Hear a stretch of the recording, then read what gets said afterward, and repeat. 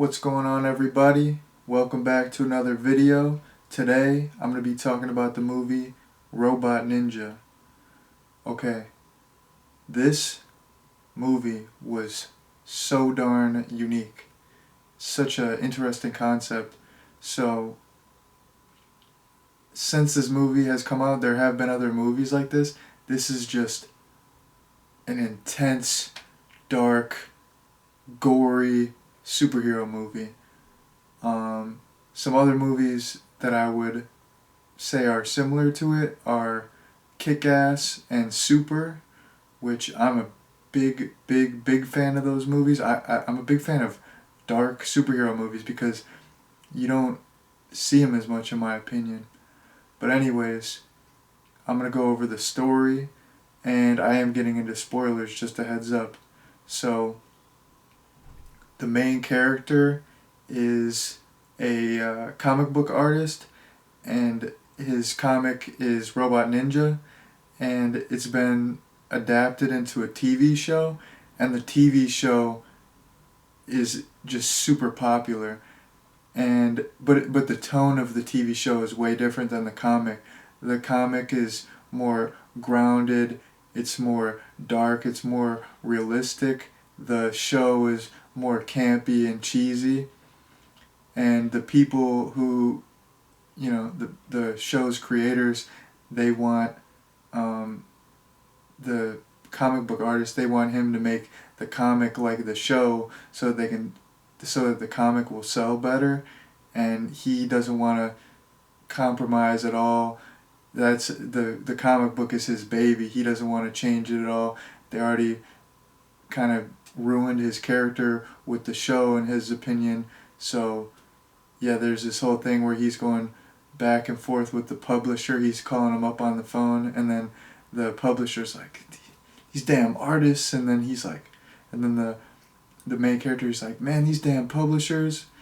So anyways, the main character, this comic book artist, one night he comes across this couple who is getting brutalized. There's a bunch of crazy stuff happens, so I don't want to get too much into it. It's pretty graphic, but some stuff happens to them, and they also get killed. So he wants to get revenge. To get revenge, he wants to become the Robot Ninja. So he has a suit made. He has his buddy hook him up. He just throws him a wad of cash. He has his buddy hook him up. He gets the Robot Ninja suit. His main weapon is he has this glove with these two giant blades on it, and he has a pretty cool mask with, he has a voice changer. So he kind of looks like Shredder from Ninja Turtles, because I'm pretty sure Shredder has the same thing with the two blades on his hand, and he has a similar mask. I'm not saying that they copied, but I was just thinking, I'm like, man, that really looks like Shredder. So he wants to get revenge, and it's the main villains are this young gang, and they are so gosh darn evil. I mean, they do a lot of, I don't want to get too into it, but they do a lot of bad sexual acts. It's pretty graphic. That's what this movie is, super dark. I was surprised because it's a really low budget movie, and I thought it was going to be more campy, more silly. This movie was dark and depressing. Oh my goodness. I mean, these villains, they were just ruthless. They would just shoot everyone. And when people got shot in this movie, it looked really good. They just used squibs, which is you just get a condom and you fill it up with a bunch of fake blood, and then you have like a firecracker or a small explosive, and you have it explode. But every gunshot kill in this movie looked amazing, and every kill in this movie is just so bloody. It's like over the top bloody. The thing about the effects in this movie is, this is an ultra low budget movie, the effects, they don't look that realistic, but in my opinion, they get the job done. I think they're very effective. Some of the stuff I was just cringing, even though it doesn't look the most realistic. It's just it's so graphic. Like at one point, Robot Ninja. That's what I'm saying. Robot Ninja. It's depressing because Robot Ninja. It seems like he never wins. So he's trying to defeat this gang, and he's always trying to save people. But if the people he's trying to save get killed by the gang, he gets blamed for it. So the news keeps blaming Robot Ninja, and it's not like he ever gets vigilante status or hero status. He's looked at as a murderer, and he's basically on the run. He gets no credit for trying to help people, and then he just gets brutalized every time he goes up against this gang. They just totally brutalize him. He just never wins. It's depressing. But anyways, one time the gang brutalized him really bad. They pretty much like slit up his wrist, which that is really graphic. That I was cringing. I mean, he would be dead. I don't know how he survived this, but this fool is crazy. I don't know. He's on some superhuman stuff. Not really. He's not supposed to be superhuman at all. But he, of course, he's wanted by the police. He can't go to a hospital, so he just performs surgery on himself, and it's like his veins in his wrist are ripped out, so he gets these little rubber tubes and replaces them instead of his veins, and then you see the blood pumping, and then his leg is all cut up, and he just gets a giant metal plate and just puts it in his leg to fix it up. That's what I'm saying, he performs surgery on himself, and during that, even though it's not the most realistic, it does the job. I was cringing. I was just thinking of that, like thinking of performing surgery on yourself like that. Oh, I was so freaked out. I was like, oh, I could barely look at it. I was like, I was just, It was so darn graphic. The that's what I'm saying. The makeup in this, even though it's not the most realistic, I think it's so serviceable. At quite a few points in the story, this group of thugs, the main character sees them as demons. I don't think that they really are turning into demons. I think that his perception is all messed up. I don't know though. They could actually be demonic. I wasn't able to really understand if that was supposed to be real or just his perception. But all of that looked amazing. There's this one instance where a guy gets a gun shoved into his head. That was super gory. That one actually was kind of laughable, where they just barely press it into his head, and it's just like a WTF moment. Like, she's right there. She could have just shot him, but then she just like stabs the gun in his eyeball. It's so random. It's hilarious. So I was pretty darn impressed with the makeup. The mask, they did that all. That was custom made. They had 5 different masks. They had one for when he was all brutalized, and I feel like with the resources they had, I feel like they did a good job with the makeup. Another thing that was really cool is, this is a superhero movie.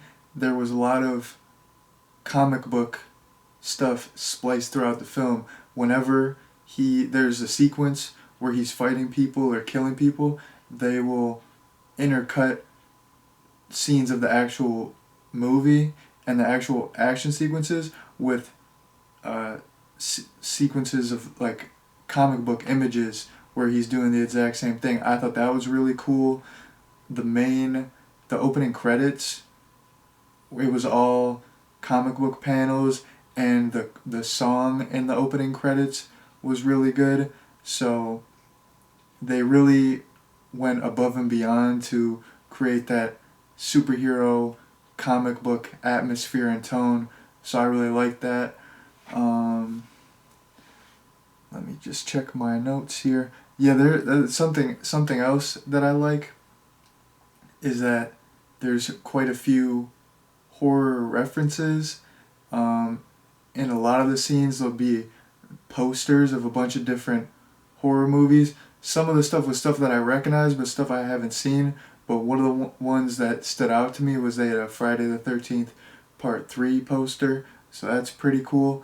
And then one of the villains, I'm pretty sure his hat said Evil Dead 2, so that's a cool nod. And in addition to, some of the set dressings, there were also some familiar faces. So the the director actually made a pretty big cameo. He played one of the villains. His name is J.R. Bookwalter, and I did a review on this channel for a movie called Skinned Alive. He's in that movie. Um, yeah, he makes a pretty big cameo. And then Scott Spiegel, the director, he makes a pretty big cameo in this movie. He's this like really bad comic book artist.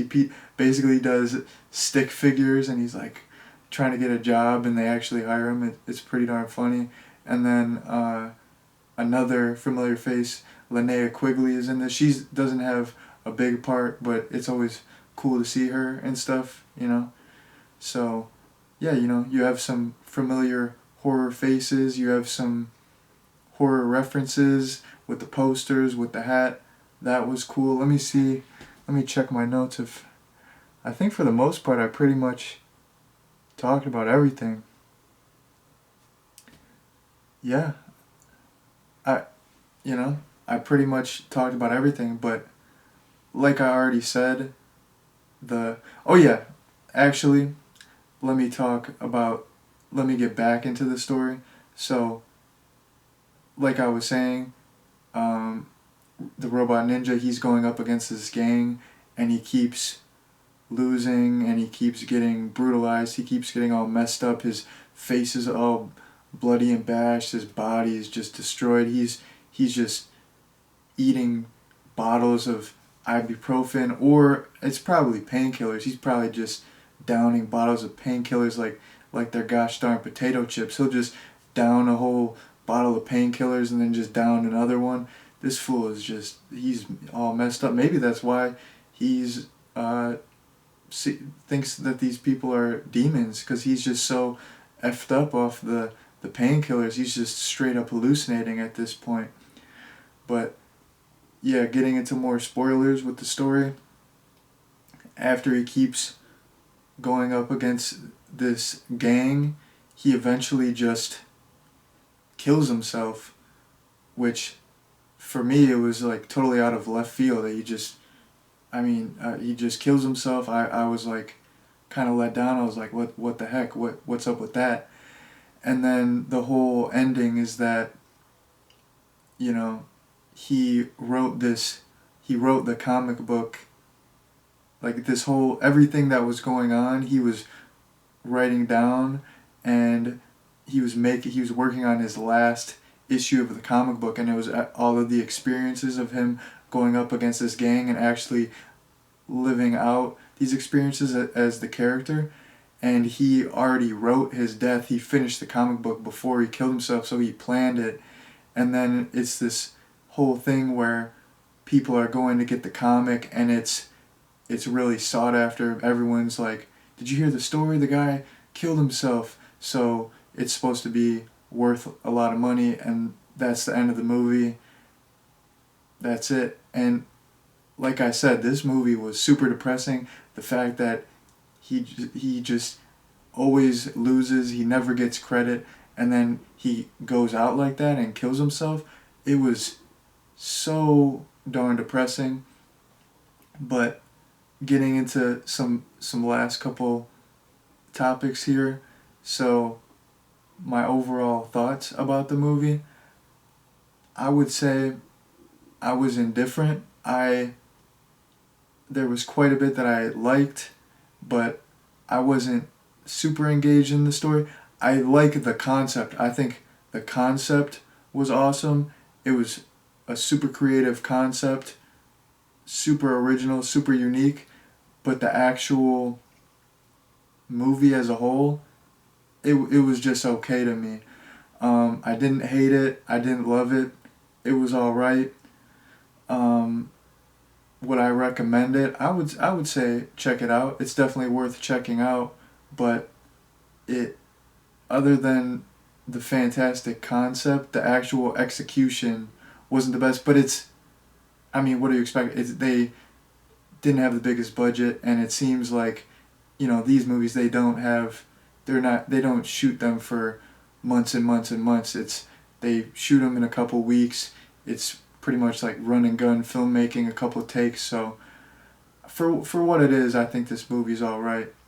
But I pretty much said everything that I wanted to say about this movie.